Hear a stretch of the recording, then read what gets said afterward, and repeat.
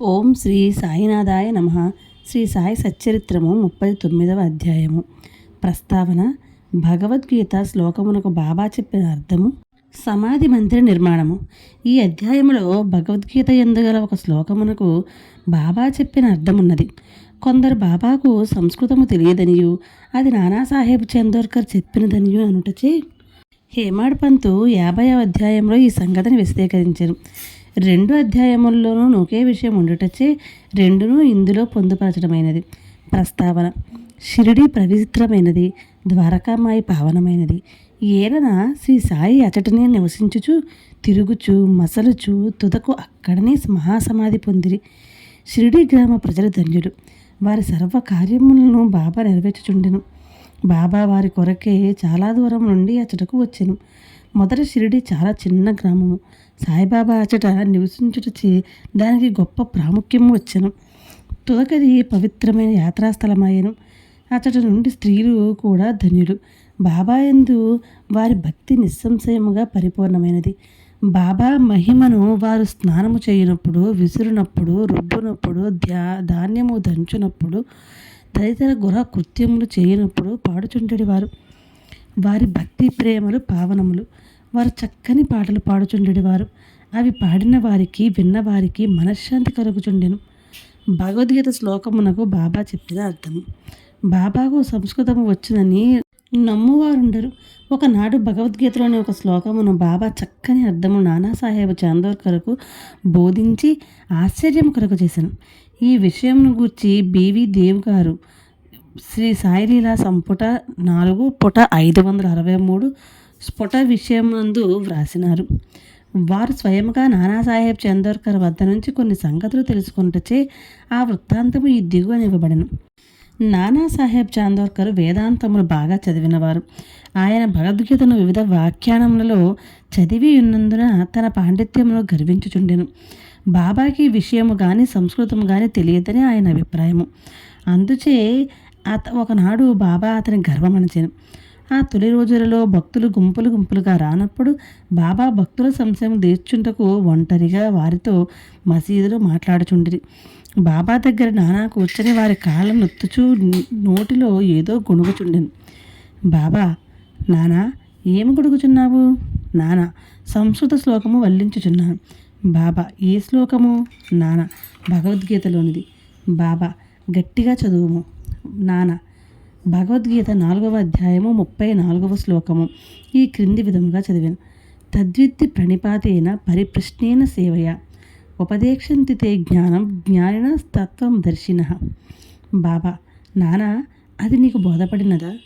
నానా, అవును. బాబా, నీకు తెలిసినచో నాకు చెప్పుము. నానా, దాని తాత్పర్యమిది. సాష్టాంగ నమస్కారము చేయుట అనగా పాదములపై పడుట, గురిని ప్రశ్నించుట, వారి సేవ చేయుట ద్వారా ఈ జ్ఞానమును తెలుసుకునుము. అప్పుడు మోక్షమును పొందు జ్ఞానము గలవారు అనగా పరబ్రహ్మమును తెలిసినవారు ఆ జ్ఞానమును ఉపదేశించెదరు. బాబా, నానా, శ్లోకం యొక్క తాత్పర్యం అక్కర్లేదు. ప్రతిపదార్థము, వ్యాకరణము మరియు దాని అర్థము చెప్పుము. అప్పుడు నానా ప్రతి పదమునకు అర్థము చెప్పాను. బాబా, నానా, ఉత్త సాష్టాంగ నమస్కారం చేసినచో చాలునా? నానా, ప్రణిపాత అనే పదమునకు ఇంకొక అర్థము నాకు తెలియదు. ప్రణిపాత అనగా సాష్టాంగ నమస్కారం అని నాకు తెలియను. బాబా, పరిప్రశ్న అనగానేమి? నానా, ప్రశ్న అడుగుట. బాబా, ప్రశ్న అనగానేమి? నానా, అదే అనగా ప్రశ్నించుట. బాబా, పరిప్రశ్న అన్నను ప్రశ్న అన్నను ఒక్కటే అయినచో వ్యాసుడు పరి అను ప్రత్యయమును ప్రశ్నకు ముందేలా ఉపయోగించెను? వ్యాసుడు తెలివి తక్కువవాడా?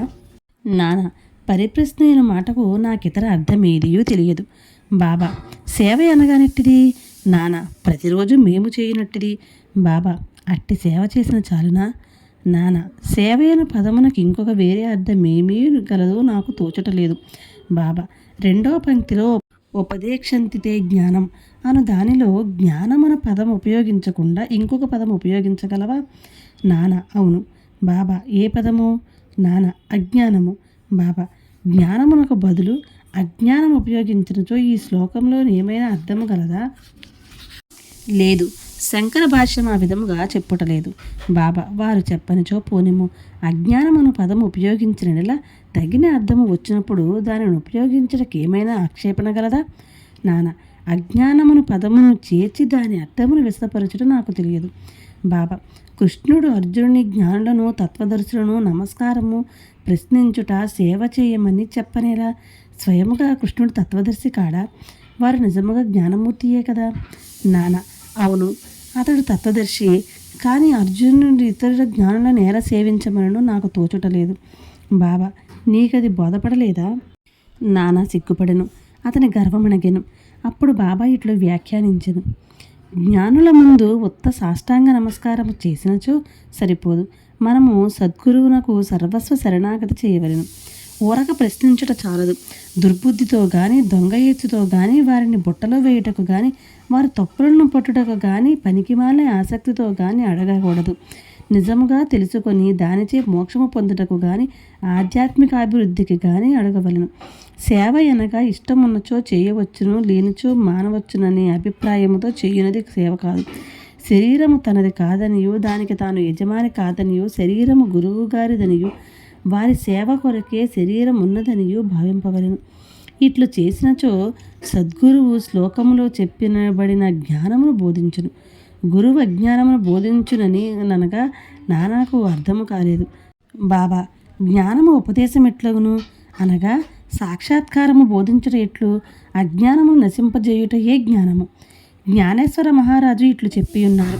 అజ్ఞానమును తొలగించుట ఇట్లు.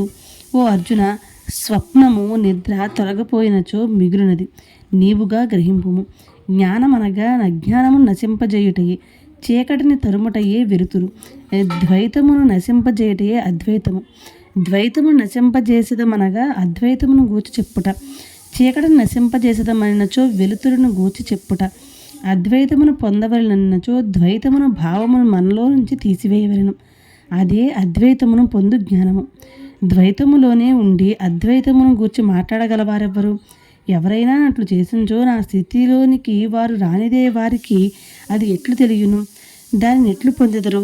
శిష్యుడు గురువు వలె జ్ఞానమూర్తియే. వీరిద్దరికీ భేదమేమనగా గ్రహించు తీరు, గొప్ప సాక్షాత్కారము, ఆశ్చర్యకరమైన మానవాతీత తత్వము, మహాశక్తిమత్వము మరియు ఐశ్వర్య యోగము. సద్గురువు నిర్గుణుడు, సచ్చిదానందుడు. వారు మానవాకారమును అవతరించుట జగత్తును మానవాళిని ఉద్ధరించుటకు మాత్రమే. దానివలన వారి అసలైన నిర్గుణ స్వభావము కొంచెము కూడా వికారము చెందదు. వారి సత్యస్వరూపము దైవిక శక్తి జ్ఞానము తరుగకుండా నుండును. శిష్యుడు కూడా నట్టి స్వరూపము గలవాడే. కానీ అతని అనేక జన్మల అజ్ఞానము తానే శుద్ధ చైతన్యమును సంగతిని కప్పివేయును. అతడు నేను సామాన్య నికృష్ట జీవుడను అనుకును. గురువు ఈ అజ్ఞానమును మూలములతో తీసివేయవలెను. తగిన ఉపదేశం ఇవ్వవలెను. లెక్కలేనన్ని జన్మల నుంచి సంపాదించిన అజ్ఞానమును గురువు నిర్మూలించి ఉపదేశించవలెను.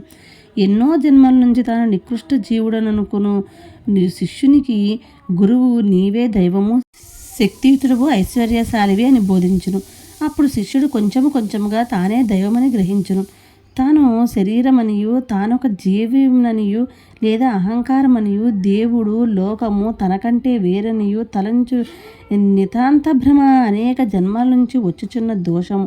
దానిపై ఆధారపడి చేసిన కర్మల నుండి వారికి సంతోషము విచారము ఈ రెంటి యొక్క మిశ్రమము కలుగును.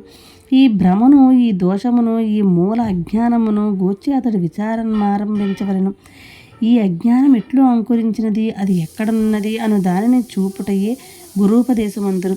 ఈ దిగా వివరించినవి అజ్ఞాన లక్షణములు. 1. నేను జీవిని. 2. శరీరమే ఆత్మ, నేను శరీరము.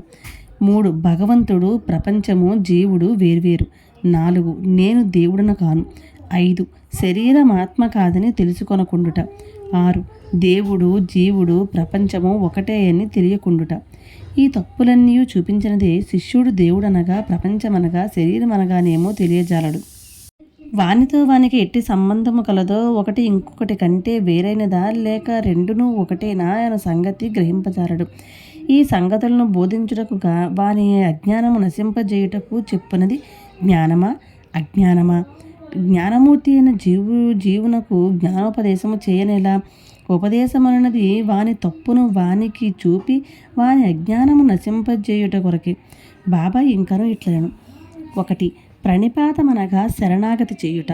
2 శరణాగతి అనగా తను, శరీరము, మన మనస్సు, ధనముల ఐశ్వర్యములు నర్పించుట. 3 శ్రీకృష్ణుడు అర్జునుని ఇతర జ్ఞానులను ఆశ్రయించమననేలా. సద్భక్తుడు సర్వము వాసుదేవమయముగా భావించుడు. భక్తుడు ఏ గురువునైనా శ్రీకృష్ణుగానే భావించును. గురువు శిష్యుని వాసుదేవుడుగాను, శ్రీకృష్ణుడు ఇద్దరిని తన ప్రాణము ఆత్మలుగాను భావించును. అటువంటి భక్తులు గురువులు గలరని శ్రీకృష్ణుడు తెలిసియుండుటచే వారిని గూర్చి అర్జునునికి చెప్పెను. అట్టి వారి గొప్పతనము హెచ్చి అందరికీ తెలియవలేనని శ్రీకృష్ణునట్లు పేర్కొనెను. సమాధి మందిర నిర్మాణము. బాబా తాను నిశ్చయించుకున్న పనుల గురించి ఎప్పుడునూ మాట్లాడేవారు కారు. ఏమీ సందడి చేయవారు కారు. సంగతి సందర్భములను వాతావరణము మిక్కిలి యుక్తిగా నేర్పరచి తప్పనిసరి పశువును కలిగించుచుండేవారు. అందుకు సమాధి మందిర నిర్మాణం ఒక ఉదాహరణము. నాగపూర్ కోటీశ్వరుడు శ్రీమాన్ బాపు సాహెబ్ బూటీ షిరిడీలో సకుటుంబముగా ఉండేవాడు. అతనికి అతడి సొంత భవనం ఉండిన బాగుండునని ఆలోచన కలిగాను. కొన్నాళ్ల పిదప దీక్షితవాడాలో నిద్రించుచుండగా అతనికి ఒక దృశ్యం కనిపించెను. బాబా స్వప్నంలో నగుపడి ఒక వాడాను మందిరంతో సహా నిర్మించమనను. అచ్చట నిద్రించున్న శ్యామకు కూడా అట్టి దృశ్యం కనిపించెను. బాపు సాహెబు లేచి శ్యామ ఏడ్చుచుండుట చూసి కారణం అడిగాను. శ్యామ ఇట్లు చెప్పాను, బాబా నా దగ్గరకు వచ్చి ఒక మందిరంతో సహా వాడాను నిర్మింపుము. నేను అందరి కోరికలను నెరవేర్చదనెను. బాబా ప్రేమ మధురమైన పలుకులు విని భావావేశం విమర్చితిని. నా గొంతుకు ఆర్చుకొని పోయాను. నా కండ్ల నుండి నీరు కారుచుండెను. నేను ఏడ్చుట మొదలెడితిని. వారిద్దరి దివ్య స్వప్నములు ఒకటే అయినందులకు బాపు సాహెబు బూటీ విస్మయముందెను. భగవంతుడు అడుగుట చేతను, చేతనైన వాడగుట చేతను అచ్చట వాడాను నిర్మించుటకు నిశ్చయించుకొని మాధవరావు సహాయంతో ఒక ప్లాన్ గీశాను. కాకా సాహెబ్ దీక్షిత్ దానిని ఆమోదించెను. దానిని బాబా ముందర పెట్టగా బాబా కూడా వెంటనే ఆమోదించెను. కట్టుట ప్రారంభించిరి. శ్యామ పర్యవేక్షణ చేయుచుండెను. భూమి ఉపరిగ్రహము, భూగ్రహము, బావి పూర్తి అయ్యాను. బాబా కూడా లెండికి పోనప్పుడు తిరిగి వచ్చున్నప్పుడు కొన్ని మార్పులను సూచించుచు సలహాలనిచ్చుచుండెను. మిగిలిన పని అంతయు బాపు సాహెబ్ జోగును చూడమనిది. అది నిర్మించినప్పుడు బాపు సాహెబ్ బూటీకి ఒక ఆలోచన కలిగెను. చుట్టూ గదులుండి దాని మధ్యన ఒక విశాలమైన హాలులో మురళీధరుని ప్రతిమను ప్రతిష్ఠ చేయవలని తట్టెను. బాబాకి సంగతి తెలియజేసి వారి అభిప్రాయమును కనుగొనవలెనని శ్యామకు చెప్పాను.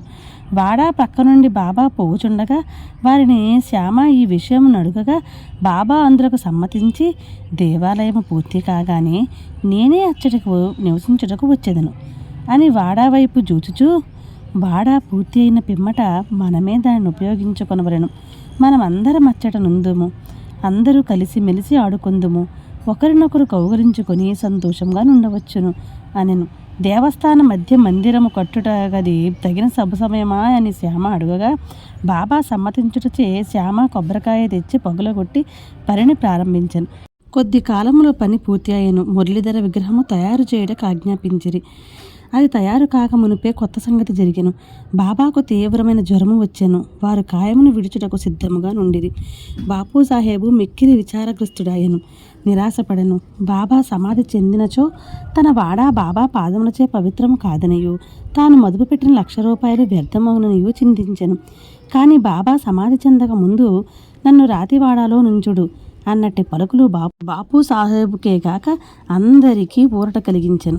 సకాలమున బాబా పవిత్ర శరీరమును మధ్య మందిరంలో పెట్టి సమాధి చేసిరి. ఇట్లు మురళీధరుని కొరకు నిర్ణయించిన స్థలమునందు బాబాను సమాధి చేయుటచే బాబాయే మురళీధరుడాయను. బూటీవాడాయే సమాధి మందిరమనియు అర్థము గ్రహించవలెను. వారి విచిత్ర జీవితము లోతును కనుగొన సఖ్యము కాదు. తాను కట్టించిన వాడాలో బాబా పవిత్ర శరీరము సమాధి జగుటచే బాపు సాహెబు బూటీ మిగులు ధన్యుడు, అదృష్టశాలి. 39వ అధ్యాయము సంపూర్ణము. సద్గురు శ్రీ సాయినాథార్పణమస్తు. శుభం భవతు.